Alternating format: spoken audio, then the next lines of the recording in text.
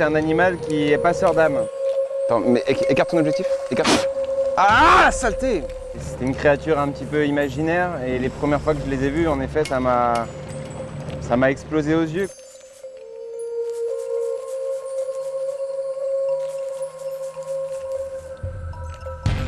Salut pour ce nouvel épisode des Explorations de Flo, je me trouve à Petit-Saut en Guyane. Je vais rejoindre Mister Jaguar pour essayer d'aller observer le plus grand félin d'Amazonie. Alors Mister Jaguar, Quentin de son vrai nom, c'est vraiment l'une des personnes en Guyane avec qui j'ai le plus de chances de réussir à observer le fantôme de l'Amazonie. Il est guide en forêt tropicale, vidéaste, photographe animalier. C'est un aventurier de l'extrême qui peut passer des semaines en autonomie en pleine nature et cet animal l'obsède, vraiment. Évidemment, le jaguar est présent. Le jaguar est présent. Et je te parle même pas de mon caleçon. Mais si tu veux un indice. Non, ça le fait partir et tout. 13h45, on est bon? On est bon, je vais me mettre derrière là. Tac. Celle qui était dans la voiture, de la prendre pour mon téléphone. Là. Bon, on temporise un peu là. Moi j'aime bien dire que c'est pour laver notre âme. Tu vois, vous êtes fraîchement arrivé de Paris, vous êtes encore dans l'énergie du métro, etc.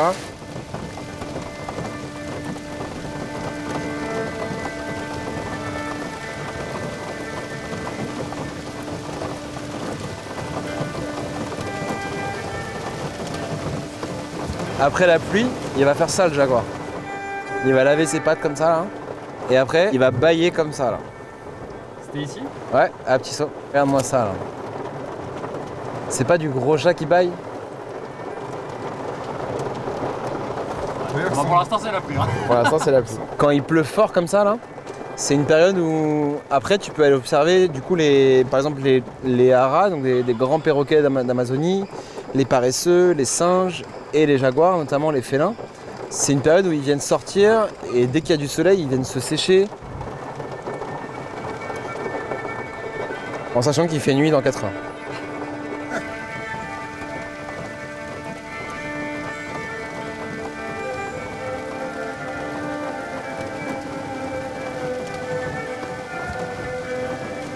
Avec Gilles, on va prononcer une phrase que j'aime pas trop, mais Ouais. c'est une fin de tournage. Ouais. C'est mort là pour aujourd'hui. Ah ouais, aujourd'hui c'est mort.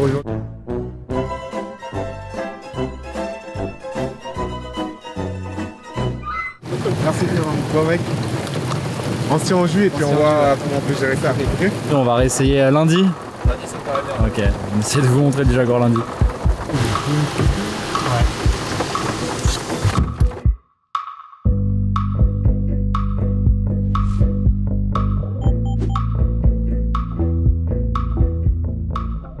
À cause de la pluie, on n'a pas pu partir en pirogue pour aller sur la piste du Jaguar, mais on est revenu du coup en voiture à Kourou. On est à environ 1 heure de l'embarcadère, la pluie s'est un peu calmée, donc en attendant de repartir sur la piste du Jaguar, on a rejoint un pote de Quentin qu'on surnomme ici Caméléon. Non, c'est pas une blague, ils veulent nous montrer un autre animal emblématique de l'Amazonie.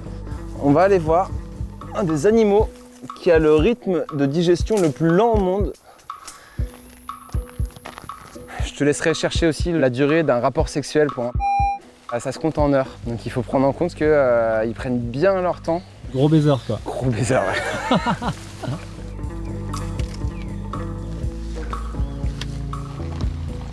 Il va avoir une forme de sourire aussi, tu vois. Des fois, tu les vois qui se font des sortes de coucou, tu te dis, mais c'est hallucinant. Il est humain ou quoi dans son regard, dans sa façon de sourire. Alors tu feras attention, parce que là, tu as des fourmis manioc. Et vraiment, tu as une autoroute de fourmis, il ne faut pas marcher dessus. Ça, c'est des fourmis qui transportent des feuilles pour aller nourrir les champignons dans la fourmilière. Marche dans les fourmis, là.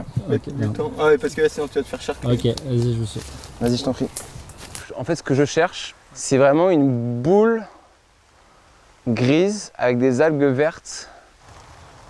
On va faire le tour, on va essayer de le trouver. On n'est pas à l'abri qu'il y ait un petit serpent qui traîne par terre aussi. Oh là! Ça, typiquement, faut faire très gaffe. Ça, c'est des guêpes, mon gars, t'as pas envie de te faire piquer. Hein. Donc tu vas passer très vite, t'as des fourmis au sol. Tu fais des images si tu veux, mais t'approches pas trop. Hein. Et t'as des fourmis au sol, donc traîne pas trop au sol non plus. Je me suis piqué. t'es fait piquer? Ouais. Ah, t'en as sur ton objectif. Attends, mais écarte ton objectif. Écarte ton objectif. Regarde, t'en as sur ton filtre ND. Je vais souffler dessus. Ah, ouais, je me suis fait piquer aussi. Ah, saleté!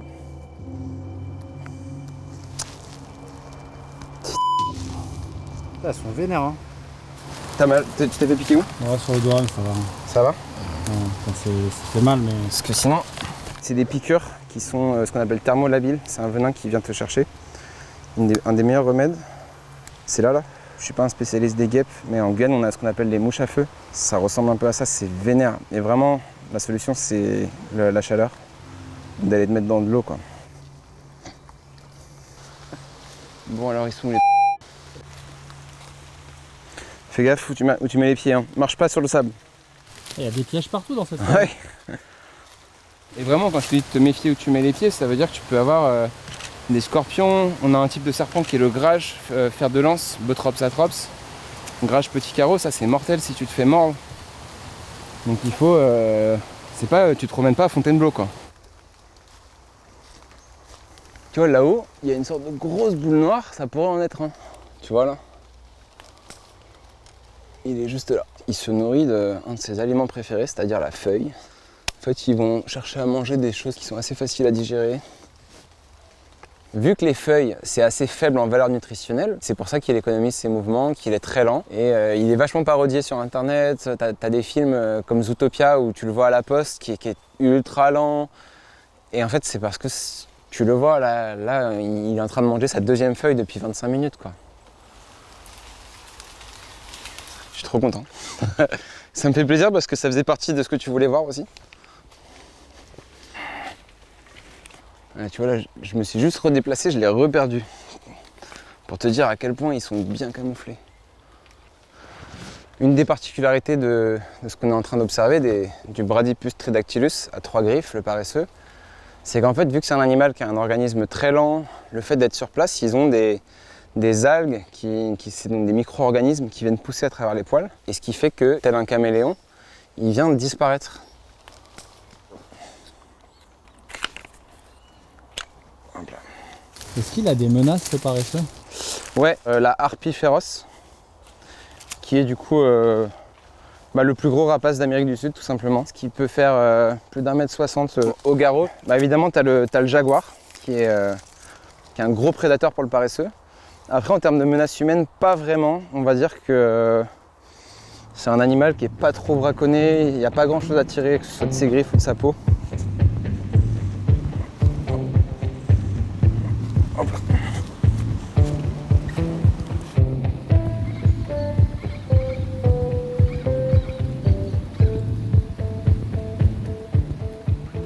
Donc là, on va repasser devant les guêpes. Donc on va tracer et on garde une bonne distance pour pas les déranger. Ah, putain. Ah, ça lance. Ah ouais, fais gaffe, frérot. T'es fait piquer où? Là. Voilà. Donc là, c'est une belle réaction d'urticaire. C'est une réaction allergique en fait. Ça va dégonfler. Il a pris un antihistaminique, c'est la meilleure réaction à prendre. Là où c'est problématique, c'est si c'est sur les voies respiratoires. Typiquement, quelqu'un qui se fait piquer sur la langue, là ça peut être très problématique. Et pour le coup, si tu te fais piquer par plus de 50-60 individus, ça peut être mortel. Ça va là du coup? Ouais, ça chauffe encore, ça va finir de gonfler, puis ça va redescendre petit à petit. Puis la réaction va redescendre. Désolé en tout cas parce que c'est à cause de nous un peu. C'est pas grave. Dans le matériel d'expédition, évidemment, il y a le matériel audiovisuel, le matériel pour dormir, le matériel pour s'orienter, mais primordial, la pharmacie. En fait, la préparation du matériel, c'est 80% de ton expédition. Si tu t'es planté sur ton sac, t'as que tes yeux pour pleurer quand t'es en forêt. On allait monter dans la voiture pour aller boire une bière. Et là, tu as le paresseux qui est à 2 mètres du sol. C'est vraiment fou, il y a le petit qui est fixé sur son dos. C'est cadeau les gars là. On voit la maman qui est en train de se nourrir. Et elle a sur son dos son petit. Alors en termes d'estimation d'âge, je sais pas trop. Ah, regarde, on le voit se déplacer, là, c'est exceptionnel. C'est exactement pour ça que je fais ce que je fais, Florian. Parce que c'est des moments magiques. Est-ce que t'es encore ému de voir des trucs comme ça? Franchement, ouais. Là, de savoir que je fais des belles images au boîtier, qu'elles vont être vues par, je crois que c'est plus de 5 millions de personnes sur Brut, ça me rend super heureux parce que c'est pour ça que je fais ce que je fais. Je veux faire voyager par procuration.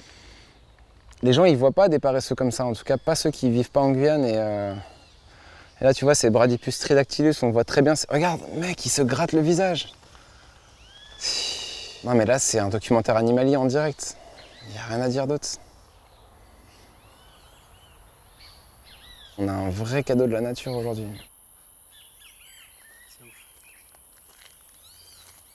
Donc là, on est mercredi, on va laisser passer la semaine. Tu vas faire tes reportages en Guyane et lundi, je t'amène sur le lac de Petit Saut et on va faire ce qu'on appelle un affût. Donc l'affût dans le milieu animalier, c'est le fait d'attendre, d'attendre, d'attendre.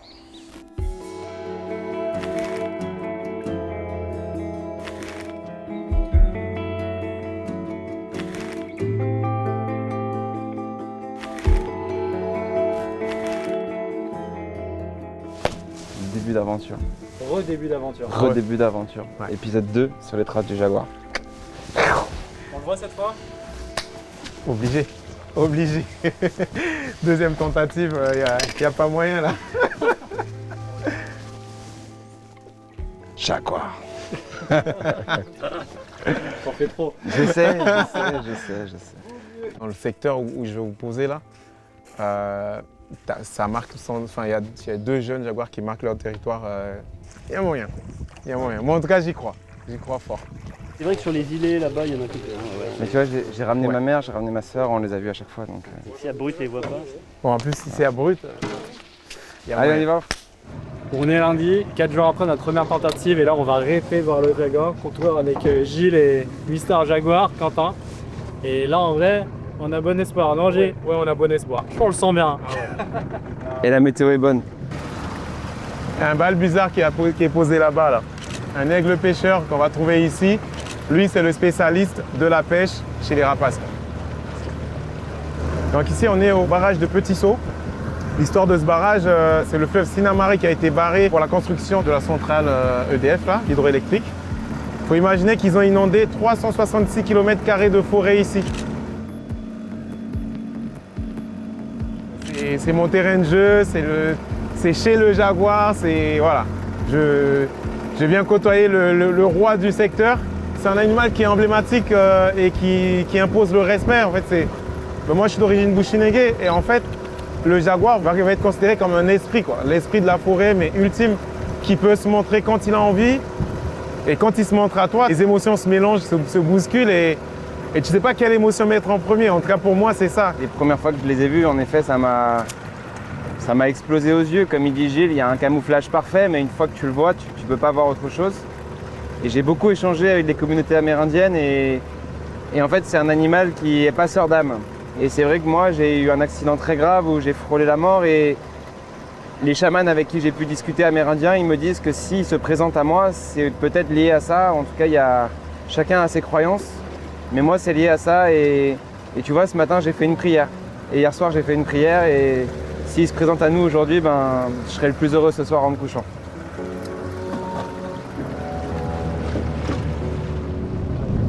Tu vois là, juste à gauche là, il y a des terriers de loutres géantes.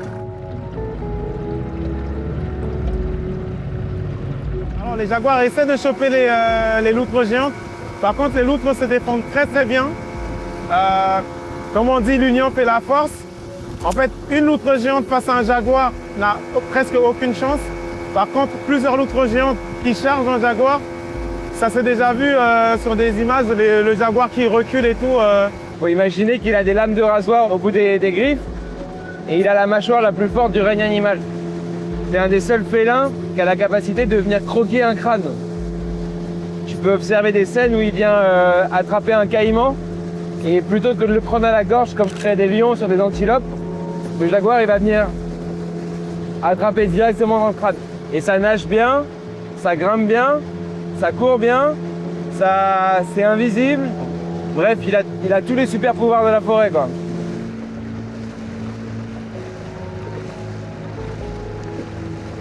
Donc là, je vais vous poser sur cette île-là. Je vais vous laisser quelques instants et je vais partir faire un petit tour là-bas et je reviendrai un peu plus tard pour vous retrouver. Du coup, Flo, à partir de maintenant, c'est toi et moi. Et les jaguars. Cette île communique avec une autre île qui est assez balèze. Et en fait, tu as des tapirs qui vont passer dans le secteur. Il faut savoir que les tapirs, ce sont des proies pour les jaguars. Ouais. Donc voilà, vous ne serez pas seul. En tout cas, vous aurez l'impression d'être seul, mais vous ne serez pas seul.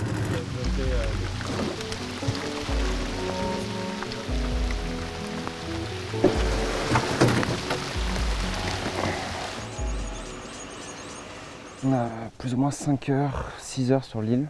La première chose qu'on peut faire, c'est prendre notre kayak. L'idée, c'est de faire un tour, trouver le meilleur endroit où on pourrait se poser pour faire de l'affût. Être potentiellement dans la tête du jaguar et se dire où est-ce qu'il pourrait passer. Allez.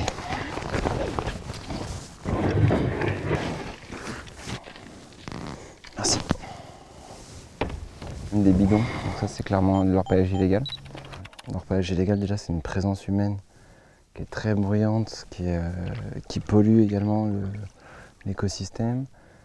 Et clairement, la plus grosse menace sur le jaguar, c'est le braconnage, c'est la chasse illégale. Sur un spécimen de jaguar, un braconneur peut tirer jusqu'à 50 000 € entre la vente de la peau, la vente des griffes, la vente des dents. Et malheureusement, il y a même des organes internes qui sont vendus. Par exemple, la vessie de jaguar est utilisée pour faire des soupes aphrodisiaques. Je mets jamais l'endroit exact si je poste mes images sur Instagram par exemple. Parce que si moi je peux passer 1h30 avec un 600 mm à faire des photos ou des vidéos, clairement si j'ai un fusil à la place de mon téléobjectif, je fais un carnage quoi.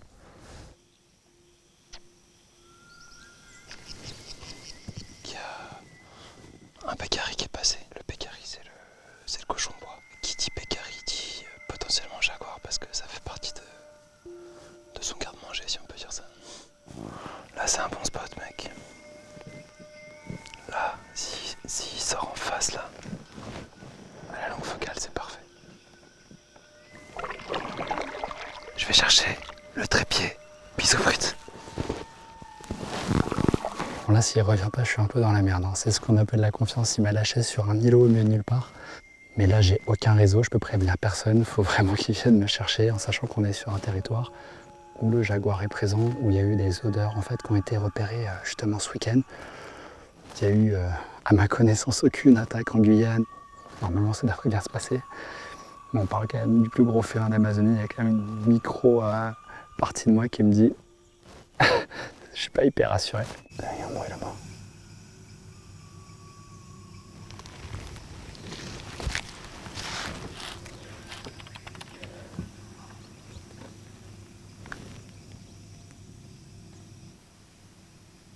Ça y est, je le vois revenir. Je suis sauvé. Il m'a pas abandonné. Apparemment, là, il me fait signe, il a repéré un truc. Il avait mis de 6 loutres, des loutres géantes, sur l'île d'en face. Et en fait, j'ai entendu la famille, ça fait.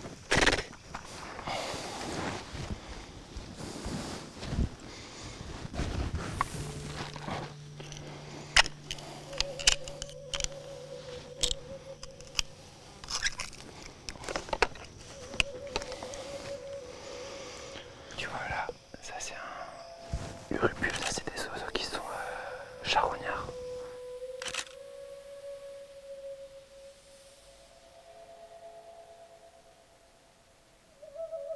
Là, du coup, on s'est placé, on est pas mal. Le vent, en gros, arrive vraiment dans ce sens-là. Ça veut dire que notre odeur, elle va pas aller en fait sur les îlots en face. Maintenant, c'est un peu la roulette russe, hein, surtout que voilà, on essaye vraiment d'observer une des espèces les plus dures à observer d'Amazonie. C'est une espèce qui m'a toujours fasciné, donc j'avoue que je jette une pièce hein, parce que j'ai qu'une journée pour le faire. On verra bien. Si ça se fait, tant mieux. Sinon, voilà, c'est le jeu. Hein. Je fais souvent des sujets avec des photographes animaliers et c'est aussi bien de montrer que c'est C'est une grande partie de leur travail en fait, d'attendre pendant des heures et de rien voir. Il y a un hoco en face. C'est une grosse poule de forêt. C'est noir avec le bec jaune. Les Amérindiens, ils adorent manger ça. Et le jaguar aussi. Ça montre qu'on ne s'est pas trompé sur le choix de l'emplacement.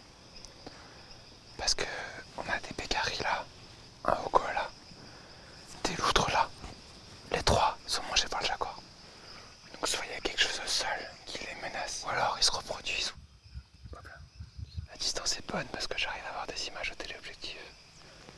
Je vois bien avec les jumelles. On est bien camouflé. On est silencieux. Ça peut sortir.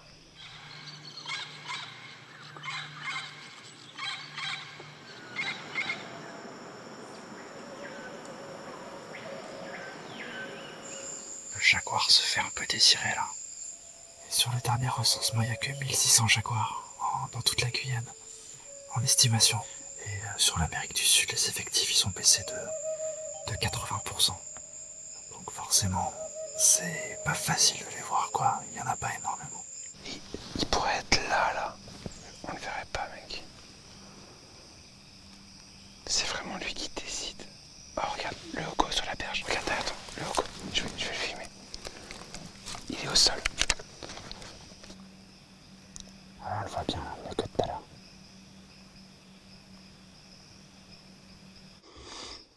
Bon, tu ressens quoi, mec? Après quasiment 4 heures d'affût, là. Il y a une montée en tension un peu avec l'écho en face, où on entendait des bruits au sol. Où tu te dis ça y est, là, ça monte, c'est maintenant. T'as tout le scénario parfait qui se met en place dans ta tête, tu l'imagines arriver et descendre. Puis on a entendu les singes hurleurs, au fond, t'as beaucoup d'oiseaux. On a vu un martin pêcheur passer. C'est assez cool de voir qu'en fait, là, l'écosystème, il nous a oubliés, il s'est reconstitué un petit peu autour de nous. Tu vois, je trouve que c'est pas la même saveur de voir un lion dans un safari que de lever aux aurores et d'attendre pendant 4 heures et de voir un cerf arriver en France, quoi. Ouais, c'est Je trouve que c'est une autre expérience. Je trouve que quand c'est trop facile, tu perds presque l'intérêt. Là, tu vois, on a attendu longtemps. Peut-être qu'on verra rien, et c'est pas grave, ça restera un animal mystérieux pour moi que j'ai toujours rêvé de voir. Et du coup, j'attendrai mon moment, quoi. Mais tu vois, si c'était comme un zoo, t'arrivais, tu prenais ta pirogue et tu voyais 3 jaguars, je pense que ça exciterait un petit peu moins notre imaginaire.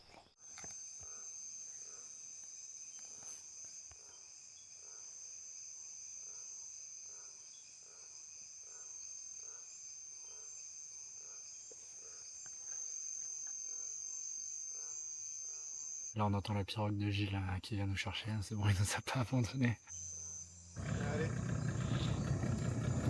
Bon, on l'a pas vu. Hein. Il est pas sorti? Non. Oh là là. Ça arrive. Abusé. Cette nature qui ne respecte plus le maître jaguar.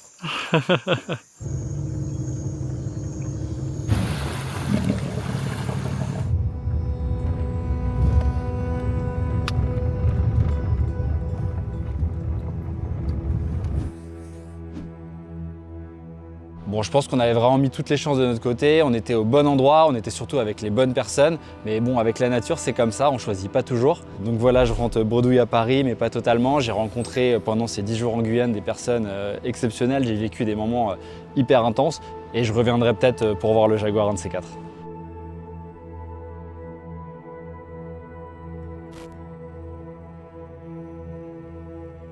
Et bon, je vais envoyer ça à Florian de Brut.